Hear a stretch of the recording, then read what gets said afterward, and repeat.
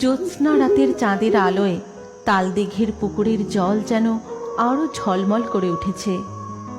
গভীর রাত, চারিদিক নিস্তব্ধ, শোনা যাচ্ছে শুধু ঝিঝি পোকার ডাক, আর সাথে সাথে ধূপ ধাপ করে তাল পড়ার শব্দ। গোটা গ্রামের মধ্যে ছিল এই একটাই তালবন, যেখানে সারি সারি তাল গাছ থাকলেও সেই গ্রামের মানুষ কোনো দিন কোনো তাল কুড়িয়ে খেতে পারত না, কারণ সেই তালবনে বাসা বেঁধেছিল এক ভূত আর শাকচুন্নি।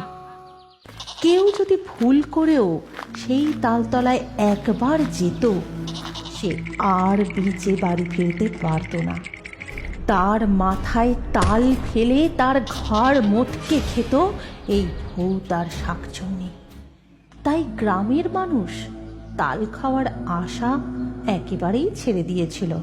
সেদিন গভীর রাত, ধূপধাপ করে তাল পড়েই চলেছে। তখন সবাই ঘুমিয়ে, শুধু চোখে ঘুম ছিল না বানি ও ডকাইয়ের। দিদি, ওই দিদি, শুনতে পাচ্ছিস তাল বনে কত ধূপধাপ করে তাল পড়ছে? কত দিন হয়ে গেল তালের পিঠে, তালের বড়া কিচ্ছু খাইনি। চল না দিদি, আমরা গিয়ে কিছু তাল কুড়িয়ে আনি। মা তো ঘুমোচ্ছে, কিছু বুঝতে পারবে না। চল না, মা ওঠার আগে আমরা চলে আসবো। তুই কি পাগল হয়েছিস ভাই? জানিস না ওই তালবনে ভূত থাকে, যে একবার যায় তার ঘাড় মোটকে রক্ত চুষে খায়। ওই ভূত! ওরে বাবা, না না, আমি যাব না, আর তোকেও যেতে দেব না। তার থেকে চুপচাপ ঘুমিয়ে পড় বলছি। আরে বাবা, ভূতেদেরও তো ঘুম পায় নাকি? এত রাতে ওরাও মনে হয় ঘুমোচ্ছে। তুই চল তো, কিচ্ছু হবে না। এই বলে ডকাই তার দিদি বাণীকে নিয়ে তালবনের দিকে যায়। তাদের মা তখন ঘুমিয়ে কিচ্ছুটি টের পায় না। আর এদিকে দেখো গিন্নি, কত তাল পড়েছে। কতদিন হয়ে গেল তালের বড়া, তালের পিঠে কিছুই খাইনি। তুমি তো মাঝে মাঝে এসব বানাতে পারো নাকি? মরণ, সেই কবে তো মরে ভূত হয়েছ, এখনো এটা জানো না ভূতেরা কি আগুন জ্বালাতে পারে যে তোমাকে আমি তালের বড়া ভেজে খাওয়াবো?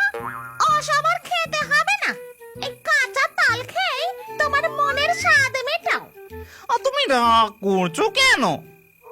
আরে, ওগুলো কারা? দেখো তো গিন্নি, কারা যেন হেঁটে এদিকেই আসছে বলে মনে হচ্ছে। হ্যাঁ, কিন্তু এটা তো একটা বাচ্চা ছেলে আর মেয়ে মনে হচ্ছে।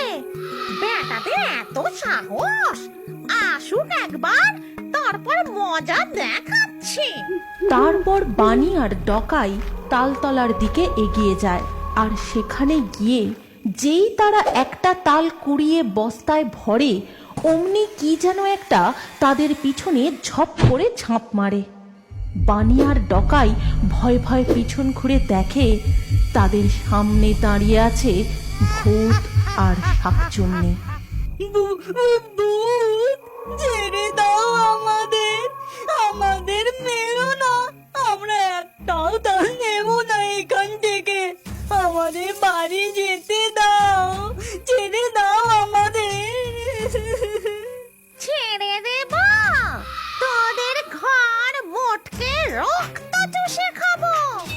যেখানে গ্রামের কোনো মানুষ আসতে ভয় পায়, আর তোরা বেটা চুনোপুটি রাতের বেলা এখানে তাল কুড়োতে এসেছিস।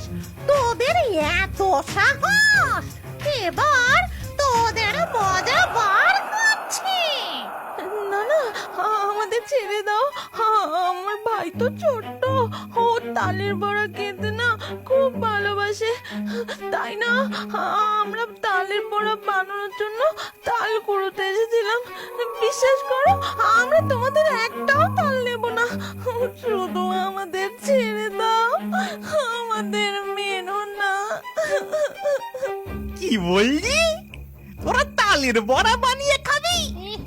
ঠিক আছে, তোদের তোদের ছেড়ে দিতে পারি, কিন্তু একটা শর্তে।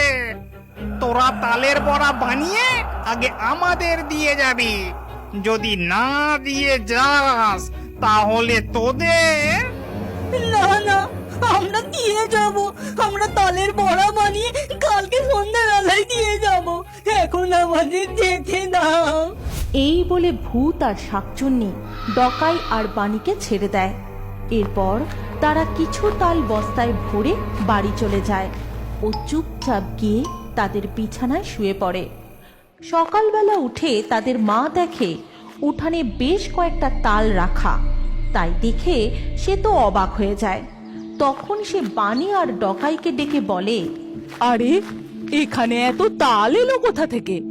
ওই তালতলায় যা ভূতের উপদ্রব, ওখানে তো কেউ যেতে পারে না। হ্যাঁ রে, তোরা তাল আনলি কোথা থেকে? সত্যি করে বল আমাকে, কিছু লুকোবি না।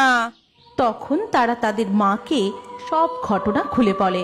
আর সব কথা শুনে তাদের মা বলে, না না, তোদের আর ওই তালতলায় যেতে হবে না। যা এনেছিস এনেছিস, আর খবরদার ওই তালতলার দিকে আর পা বাড়াবি না।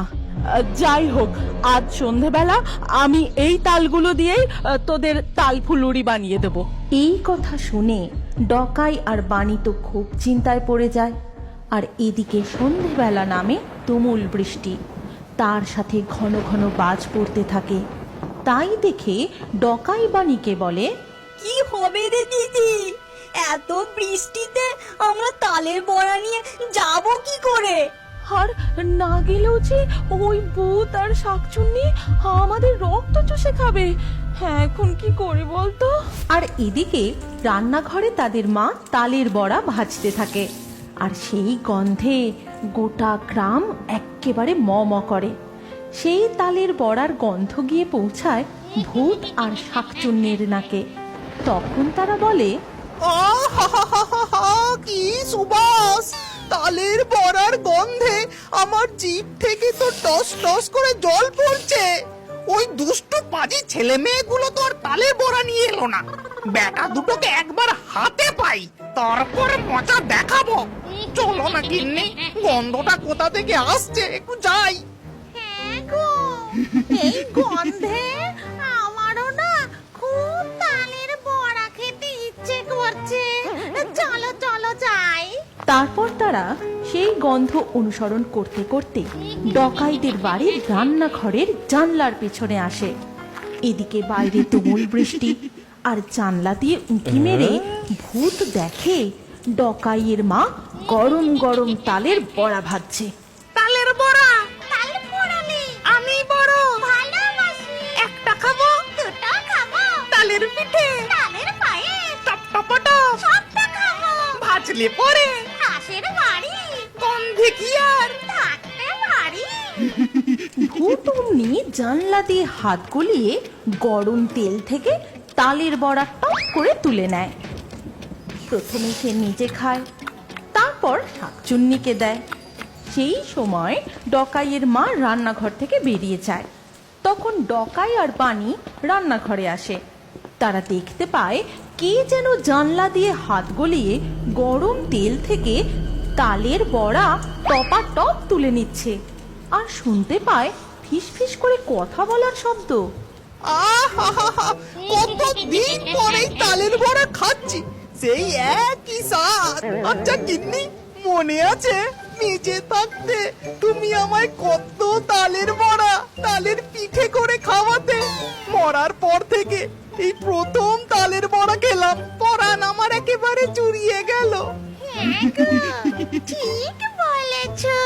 তালের বড়া খেয়ে আমার পেট মন দুই ভরে গেছে। চলো এবার যাই। তাদের সব কথা ভেতর থেকে ডকাই আর বাণী শুনতে পায়। তখন বাণী বলে, দেখছিস ভাই, ওই ভূতগুলো ঠিক আমাদের বাড়ি চিনে চলে এসেছে। আবার নিজেরাই কড়া থেকে তুলে সব তালের বড়া খেয়ে নিয়েছে। বাইরে তো এখন বৃষ্টি থেমে গেছে। চল, আর যে কটা তালের বড়া রয়েছে না, ওগুলো দিয়ে আসি, না হলে যদি সত্যি সত্যি ঘর মটকে দেয়।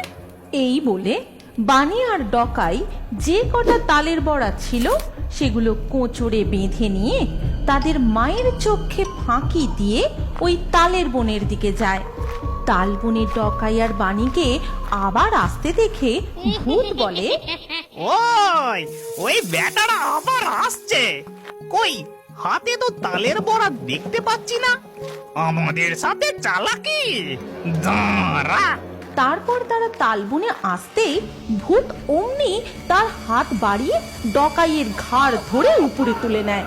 আর তখন শাকচুন্নি বলে, আমাদের সাথে চালাকি, আমাদের তালের বড়া না দিয়ে তোরা একা একাই খেয়েছিস। দেখ, এবার তোদের ঘর মোটকে রক্ত চুষে খাবো। না না, আমার ভাইকে ছেড়ে দাও। ও এই নাও, আমরা এনেছি তোমাদের জন্য তালের বড়া এনেছি।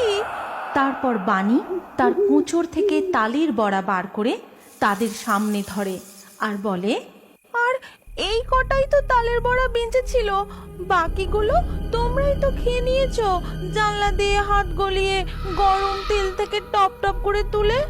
আমরা এখনো একটাও তালের বড়া খাইনি, বাকিগুলো যা ছিল তোমাদের জন্যই এনেছি। এই নাও, এবার আমার ভাইকে ছেড়ে দাও। ভূত তখন ডকাইকে নিচে নামিয়ে দেয় আর বলে, ওটা তোদের বাড়ি ছিল? আহা, ওই তালের বড়ার কি স্বাদ! আর তোরা এত ভালো, নিজেরা না খেয়ে বাকিগুলো আমাদের জন্য আনলি। এমন সুস্বাদু তালের বড়া খাওয়ালে কি তোদের আর মারতে পারি? যা যা, তোদেরকে ছেড়ে দিলাম। আর শোন, আজকের পর থেকে তোরা এই তাল বাগানে তাল কুড়োতে আসতে পারিস। আমরা তোদের কিচ্ছু করব না। কিন্তু হ্যাঁ, একটা শর্তে, তোরা যখনই তালের পিঠে বা তালের বড়া বানাবি তখনই কিন্তু আমাদের দিয়ে যেতে হবে। মনে থাকবে তো? হ্যাঁ হ্যাঁ শাকচুন্নি কাকি, ঠিক মনে থাকবে। তারপর ডকাই আর বানি সেখান থেকে চলে যায় আর তাদের মাকে গিয়ে সব ঘটনা খুলে বলে। এরপর থেকে তারা নির্দ্বিধায় তাল বনে তাল কুড়োতে যায় আর সেই তালের নানান রকম পিঠে পুলি বড়া বানিয়ে নিজেরাও খায় আর ভূতেদেরও খাওয়ায়। আর কিছু তাল তারা দুই ভাই বোনে গিয়ে গ্রামের বাজারে বিক্রি করে। এইভাবে তারা সুখে শান্তিতে দিন কাটাতে থাকে। আমাদের গল্প এখানেই শেষ হলো। আপনার যদি আমাদের এই গল্প ভালো লাগে তাহলে এই ভিডিওটি লাইক অবশ্যই করুন। আর এখন আরো একটি মজাদার নতুন কার্টুন দেখার জন্য স্ক্রিনের উপর এই ভিডিওতে ক্লিক করুন আর আমাদের চ্যানেলটি তাড়াতাড়ি সাবস্ক্রাইব করে নিন।